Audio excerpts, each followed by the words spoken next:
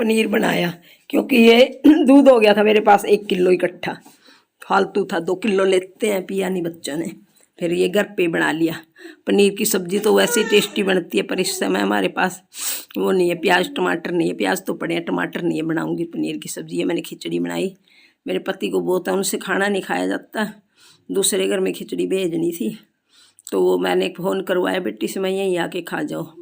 ये मैंने विहान के लिए थोड़ी सी खिचड़ी और घी डाल लिया, इसको खिलाऊंगी। इसको भी नाने की तरह खिचड़ी पसंद है, नरम नरम, और ये पेट भर लेगा खिचड़ी से। वैसे भी बच्चों का पोषक तत्व तो दाल मूंगी की मैं ज़्यादा डालती हूँ, चावल कम डालती हूँ, बिल्कुल थोड़े से। और ये चावल भी मैंने खिचड़ी वाले डाले हैं, दूसरे चावल मंगवा रखे हैं। बासमती चावल तो अलग अलग ही दिखते हैं, ये एकदम मुलायम होगी। और ये मेरे हाथ से खिचड़ी घी मिला के खाएगा। इस समय ये भूखा है क्योंकि इसको नमकीन चीज़ें पसंद है, फिर मैं मिट्टी भी बना देती हूँ इस करके। अब ये खिचड़ी खा रहा, लो छींके मार रहा, पैरों से जूते निकाल देता है, जुराबे सॉक्स निकाल देता है ये। अब मैंने इसको दोबारा, बेटी ने कहा तो दोबारा डाल दी। इशारा करे मेरे को, LED चला के दो। आजकल बहुत चुस्त हो रहे, एक हाथ से मैं ये भी देखता रहूँगा और खिचड़ी भी खाता रहूँगा। ये इसको ठंडी करके खिचड़ी खिला के और इसका पेट भर के फिर ये सो जाएगा।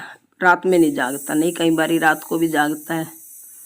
खाता थोड़ा बहुत है, थोड़ी सी चीज़ खाता है, फिर थूकने लग जाता है। चलो बच्चा समझा देता है कि मेरा पेट भर गया है, इससे पता चल जाता है। उसके बाद मैंने ये पनीर काट के तो रख दिया टुकड़ियाँ। इसको मैं अभी टमाटर दुकान पे जाऊंगी, विम बार भी ख़त्म है बर्तन धोने का, वो लेके आऊँगी। टमाटर लेके आऊँगी, हल्दी वगैरह भी थोड़ी सी पड़ी है, सामान घर में ले आके रख ही लेंगे।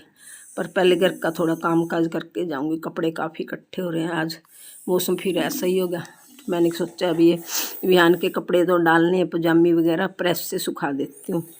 8-10 पजामी हैं इसकी, 2 तो रखी सारी हैं, ऊपर से तो करूँगी इलास्टिक है। अब ये मेरे को लग रहा प्रेस ना लग गई हो कंबल के, देख रही हूँ बचाव हो गया।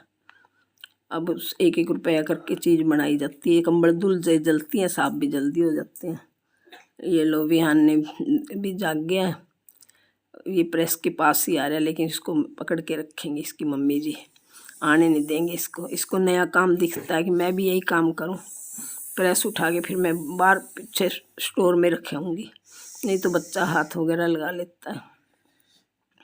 सर्दी काफ़ी पड़ रही है, 5-7 पजामे इसके 7-8 सुखा के रख देंगे, फिर रात भर इसकी चेंज करते रहेंगे कपड़े।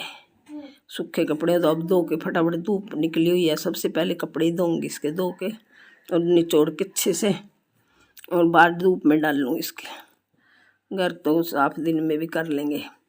विहान के लिए मैंने अब आटा बना रही हूँ। आटा बना के पालक के 2-4 पत्ते पड़े हुए, नमक की परोठी खाता है सुबह तो उठ के, नमकीन चीज़ें, मीठा नहीं खाने का। ये प्रेस से कपड़े इसके सारे सूख जाएंगे। इनमें पानी तो नहीं है लेकिन गिल्ले हैं, मुझे करते हुए भी डर भी लगता है, लेकिन फिर भी बच्चे को तो कपड़े चाहिए ही हैं। स्विच ऑफ करके करती हूँ मैं तो, ऊपर का स्विच ऑफ कर देती हूँ साथ के साथ। जैसे ये गर्म हुई पजामी है, वैसे ही प्योर वुलन पजामी है, मोटी हैं, इनमें ठंड से तो काफ़ी बचा रहता है।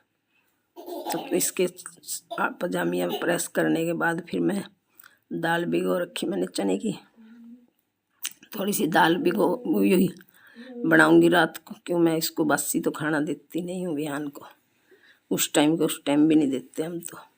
फिर ये दाल भी खुश होके खा लेता है क्योंकि अगला दिन आ गया। और ये प्रेस करने के बाद दाल बना के दिल किया तो चावल बनाऊंगी, नहीं तो आटा 2-3 रोटियां का रखे हुए, बस रोटी बना लेंगे माँ बेटी और खा लेंगे, क्योंकि इनके पापा तो दिन में आई नहीं खा। आपके सामने आई हूँ एक बहुत ही अच्छे प्रोडक्ट का रिव्यू देने। एक्चुअली आपको भी पता है, देखो वैक्सिंग जो होती है हमारी, वो 3 या 4 तरीके से हम करवा सकते हैं। या तो आपको अगर परमानेंटली अपने हेयर रिमूवल करवाना होता है, हेयर रिमूव करवाना है, तो आप ना लेजर ट्रीटमेंट को चूज कर सकते हो, लेकिन वो काफी ज्यादा एक्सपेंसिव होता है। इसके अलावा नॉर्मली आप अगर आपको हेयर रिमूव करवाने हैं तो आप वैक्सिंग के लिए पार्लर जा सकते हो, लेकिन आपको पता है कि वैक्सिंग काफ़ी ज़्यादा एक तो एक्सपेंसिव होती है, दूसरी कई हर किसी को सूट भी नहीं करती है, क्योंकि पर्सनली मुझे भी सूट नहीं करती है। मैं भी अगर हाथों पे या कहीं भी बॉडी पार्ट्स में वैक्सिंग करवाती हूँ तो उससे क्या होता है ना कि उस स्किन पे ना हल्के हल्के दाने निकल जाते हैं, तो मुझे तो बिल्कुल सूट नहीं करती है। तो थर्ड ऑप्शन हमारे पास आता है कि हम एज अ रेजर की हेल्प से कर सकते हैं, वैक्सिंग कर सकते हैं। लेकिन आपको भी पता है जब हम रेजर्स की हेल्प से वैक्सिंग करते हैं तो काफ़ी कहते नहीं कि ना जैसे आपके हेयर ना उसके बाद काफ़ी हार्ड आने लग जाते हैं, जो काफ़ी इचिंग सी रहती है, और उसके अलावा कट्स भी लग सकते हैं, थोड़ा सा सही नहीं रहता। तो आपको मैं जो फोर्थ ऑप्शन आज देने वाली हूँ वो बेस्ट ऑप्शन है, उसे आप यूज़ कीजिए। तो आपको भी पता है, देखिए आज मैं आपके लिए जो स्पेशल प्रोडक्ट लेकर आई हूँ वो बिकनी लाइन के लिए हेयर रिमूवल प्रोडक्ट है, क्योंकि एक्चुअल में आप सबको ना पता नहीं है, नॉलेज नहीं है, या हम लोग ना थोड़ा सा ऐसे हो जाते हैं कि चलो ये यूज़ कर लेते हैं। तो हम क्या करते हैं कि जो नॉर्मल हाथों पैरों के लिए जो वैक्सिंग क्रीम्स आती हैं उन्हीं को ही अपने बिकनी लाइंस पे भी यूज़ कर लेते हैं। तो उससे क्या होता है कि जो देखो जो क्रीम अपने हम हाथों पैरों की, क्योंकि हमारी जो स्किन होती है थोड़ी हार्ड होती है, उसके मुकाबले बिकनी लाइन की स्किन थोड़ी सॉफ्ट होती है। तो अगर हम वहीं पर ही वही क्रीम अगर हम बिकनी लाइन पर यूज करते हैं तो उससे क्या होता है कि काफी ज्यादा मतलब हार्मफुल इफेक्ट्स देखने को मिलते हैं, और उसके बाद आप लोग कह देते हो कि क्रीम्स तो हमें सूट ही नहीं करती। तो मैं आज आप सबके लिए इसी प्रॉब्लम को सोल्यूशन लेकर आई हूँ। चलिए मैं आपको पहले प्रोडक्ट दिखा देती हूँ, फिर मैं आपसे बात करती हूँ। तो ये देखिए, मैं इस बार एवर्टीन की तरफ से ये बिकनी हेयर लाइन रिमूवल लेकर आई हूँ। ये बहुत ही ज़्यादा अच्छी है, और इस क्रीम की सबसे अच्छी खासियत ये है कि नॉर्मल जो दूसरी क्रीम्स जो मार्केट में मिलती है उसके कंपैरिजन में इसमें बिल्कुल भी स्मेल नहीं आती है, बिल्कुल भी। आप इसको यूज़ करोगे और इसके रिजल्ट्स बहुत अच्छे हैं। और एक बात और, जो क्रीम में जैसे आपकी जैसे ये प्रोडक्ट है इस पे ना लिखा हुआ है कि 3 से 5 मिनट के अंदर अंदर आपको इसको यूज़ करना है, मतलब आपको क्रीम लगाने के बाद इसको हेयर रिमूव करवाना है।